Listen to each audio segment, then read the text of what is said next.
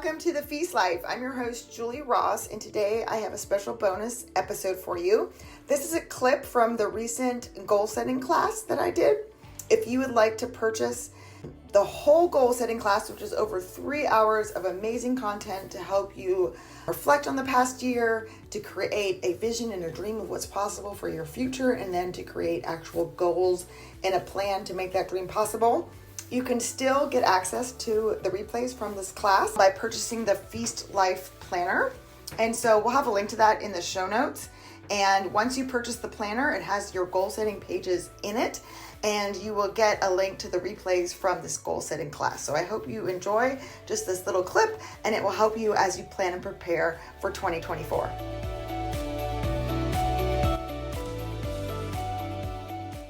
All right, welcome everyone to the goal setting retreat. If you have not printed out the workbook, that's okay. It was sent in the email, and the link is also up there in the chat if you want to go find it. And really all you need is a pen and a piece of paper for what we're going to be working through today. I love teaching this stuff so much because I have seen the power in my own life about working through this process that we're going to work through.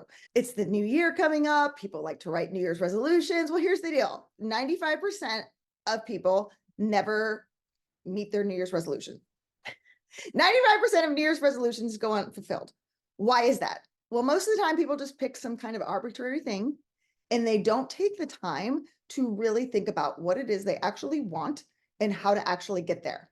I have a friend who's visiting, and so while I'm talking to you, she wanted to walk down to a coffee shop. I'm not in my hometown. I actually rented an Airbnb down in Charleston, South Carolina, so I could focus and work through this process with you. And so she came to visit me, and she's like, I don't know where any coffee shops are around here. So we pull up Google Maps, and we type in coffee shops. What's the first thing you need to put in? What your location is, right? You can't find where you want to go. You can't get to where you want to go if you don't actually know where you're starting from. And so many people focus on, okay, I want to lose 20 pounds. I want to go on a trip to Europe. I want to organize my garage. And they're so future focused, but they never take the time to go, wait, where am I actually starting from? We want to take a step back and work through this process and really be intentional about the goals that we're setting. And then you have a much higher likelihood of actually achieving those things. One, because you know where you were starting from, and you choose goals that are actually aligned with your values, which keeps you motivated and wanting to move forward. The first page in your workbook is a letter to yourself. This is just fill in the blanks, or you can just actually write a letter to yourself. But I want you to, you don't need to do it right now, but take some time to fill that out, or just journal and write a letter to yourself if you don't like the fill in the blank thing. You need to make a commitment that you're going to work through this process. What happens when you make a commitment to yourself and you keep it? It actually builds your confidence, which is going to help you start to achieve some of these things that you want to in your life and start to achieve some of these goals. So I can keep promises to myself. I can keep this commitment to myself. So you're making this commitment that you're going to work through these next 3 days. If you can't come live, when are you going to watch the replays? When are you going to actually sit down with your journal, fill it out? Don't leave it blank just because you think it looks cute. Actually write in it and make a plan for where you want to get to in 2024. So the first thing is I'm making a commitment to myself. Okay. Then the next step is to reflect on this past year. Oftentimes we don't want to do this. Like I said, thinking about the future is fun. The future hasn't actually happened yet. I can plan and dream and just focus all my time on that and not actually know where I'm starting from, because sometimes looking back in the rearview mirror can be painful, right? Especially if you had some really hard things that happened this year. And most of the time we don't actually want to feel our hard feelings. We don't actually want to experience those uncomfortable emotions. So we just, numb out. And one of the ways that we can do that is by focusing on the future, or busying ourselves, or filling our time up with a million other things other than actually taking this time to really reflect. So once when we can sit down and reflect, we can learn so much. But when we just keep moving forward and we never take the time to pull over and go, wait, where am I? Where am I starting from here? We're just so focused on the direction that we're moving towards, sometimes we need to pull off the side of the road. And I don't know if you've ever used Google Maps where you're out in the middle of nowhere and it takes a while for it to find the satellite signal and go, oh, wait, you're here. This is where we're starting from. Now we can give you directions to this place. So we're going to work through that together on this call. So the first step is to reflect on, like I said, the past year. So what I want you to do is get a journal, piece of paper, whatever you have, a back of some page in your planner if you have it, whatever you want to write on. Okay. I want you to just write out the months on this piece of paper. So January, February, March, blah, blah, blah, blah, blah, blah, blah. And if you have your phone, that would be super helpful. Otherwise, you might have to do this from memory, which can be very hard because our brains can tend to forget some things, especially if you're getting to be my age. So we're going to go through your phone if you have it. Otherwise, just think about it. And we're going to look through the past year. And what I want you to do is I want you to write down all of the happy memories and things that you're grateful for each month. So you could look at your phone, looking at your calendar, if you have a printed calendar or in your Google Calendar, because like I said, we can forget so many things. And so I went to the beach the other day here in Charleston and I sat down and I did this practice. I went through each month. I went through my phone. I wrote out, oh, I forgot I had lunch with that lady from church that week. That was really cool. Oh, I forgot. We went on that day trip and we hiked in that park. Now there were some big things that happened, right? And I didn't forget those. Like we went and saw Taylor Swift in March. That was a huge win and a happy memory in my life. My daughter graduated from college in May. I mean, huge things, right? And so those were already in my head, but I forgot so many little things. And we need to take the time to appreciate these little things because it's these little things that add up to our whole life. It's not always these big, huge mountaintop events, right? Like Taylor Swift. And if you have been using a Gentle Feast and you have the teacher book that goes with it, I encourage you at the end of every week to write down your wins. You could go back and look through that.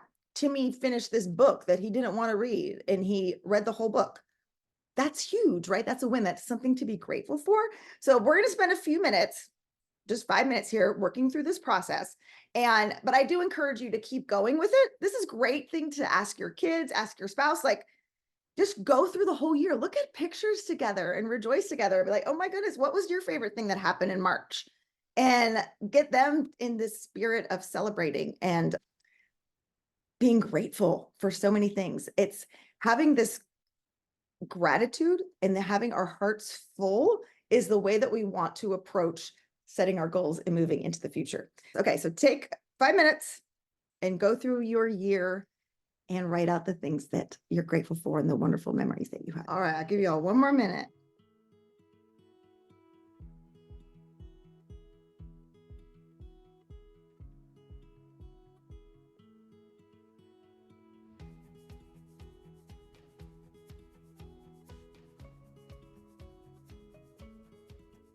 All right, so let's bring it back. And again, keep going with this. Isn't this so fun? Take time, meet with your family. You know, if you can find some time to be out by yourself in nature in the next week or so and keep doing this, it is so restorative and so healing. What happens is, like, let's say you see somebody and they're like, hey, I haven't seen you in a year. How was your 2023? So our first reaction most of the time is, oh yeah, it was pretty good. But see this happen, and then there was this, oh, this was really hard. Our brains naturally go to the things that are wrong, right? And the things that were struggles. And we have to train our brain to find the good. And so that's what this practice is doing, because there's so much good things that are always happening, right? And we get to see the goodness of God continually, but we can miss it if we don't take the time to actually reflect on it and we just move from one year to the next. So it's so important to take the time to do that. So does that mean that we don't actually look at any of the hard things that happen in the year? And like, we're not just going to be Pollyannas, right? Yes, I know we all had hard things that happened, right? What I want to encourage you to do, and we're going to work through this together, is how can we reframe the story for some of those hard things that happened?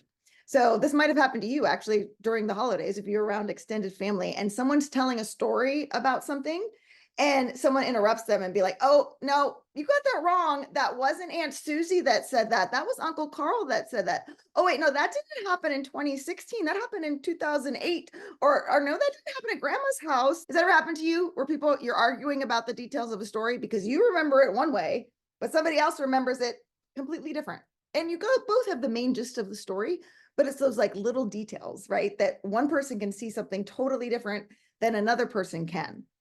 And so when we're looking back on experiences that happened, we have a story that we have told ourselves. We've given meaning to the events or the circumstances that have happened to us in the past year. But we have the possibility to reframe and change how we see those things. Just to give you an example, at the beginning of December, I had someone steal checks out of my mailbox and forged different amounts on the checks and cashed them and stole several $1,000s out of my checking account. And of course, it was devastating because it was right before Christmas. My bank was very not kind in trying to get my money back or help me with it. And I had to do all the stuff with the police and everything. At the end of all of that, it was like, oh, man, that was really hard. I do not recommend that for anybody. It was very traumatic and stressful and not really something I wanted to be dealing with right before Christmas. Yes, it's all good now. The bank finally gave me my money back last week, which I'm very, very, very grateful for. So instead of going, oh, that was so hard, or, oh, I can't believe someone would do that to me, or, oh, I don't feel safe anymore, or things like that I was telling myself about it, I realized, okay, I need to reframe how I'm looking at this story.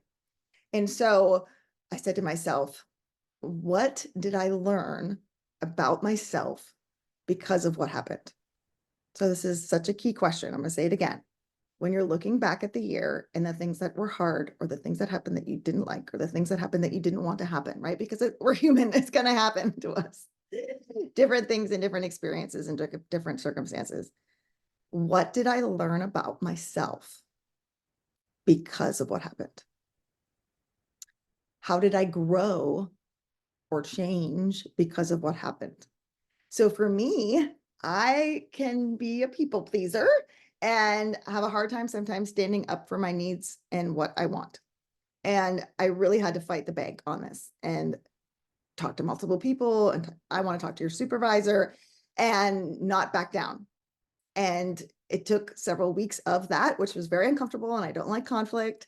And I learned about myself that I can do hard things, that I can fight for what is right. And I won't back down or give up when it comes to my family.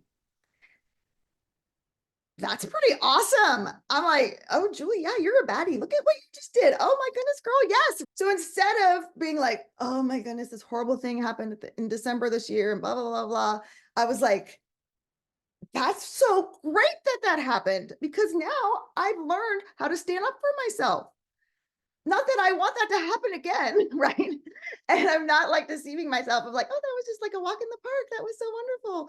No, it was really hard, but I can be grateful for it. I can see the good in it.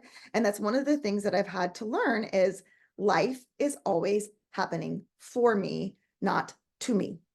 What can I learn from this experience? How can I grow and change? Because that really is what life is about. You're never going to have a perfect year. I'm just going to let you know that right now. Just so we have all the same expectations. No amount of goal setting or classes or anything is going to make 2024 a perfect year, because that's not realistic. We're humans. Things are happening. We live in a sinful world, right? Things are always happening that we can't control sometimes. But we always have the opportunity to grow and learn from it. And if we do that, then that year is a success. So as you're looking back on the past year and you're looking in the rearview mirror and you're thinking about the things that were hard, I want to encourage you to say, what did I learn from that? How did I grow? How did I change? Thank you so much for listening to today's episode of the Feast Life podcast. Until next time, remember, life is a feast. Let's savor it. And if today's episode was helpful for you, you might be interested in joining a coaching course that I'm starting at the end of January called the Confident Homeschool Mom. In order to find out more about that, go to thefeastlife.me/join. Again, in order to find out more about my coaching course, The Confident Homeschool Mom, go to thefeastlife.me/join.